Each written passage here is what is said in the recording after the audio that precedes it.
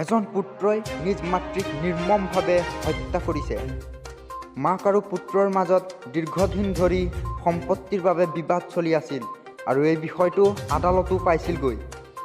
এজন 43 বছৰীয়া পুত্ৰই সম্পত্তিৰ বাবে তেওঁৰ 78 বছৰীয়া মাতৃক হত্যা কৰে আৰু এটা পাহাৰীয়া অঞ্চলত তেওঁৰ মৃতদেহ পেলাই দিয়ে।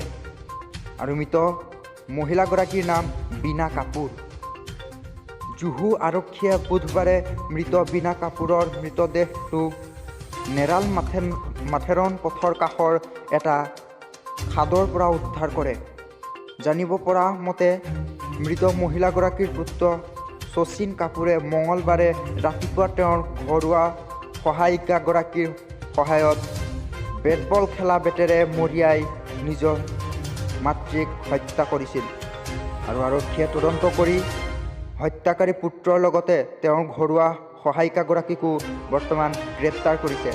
আৰু এই ঘটনাটো সংঘটিত হৈছে মহাৰাষ্ট্ৰৰ ৰাজধানী মুম্বাইত।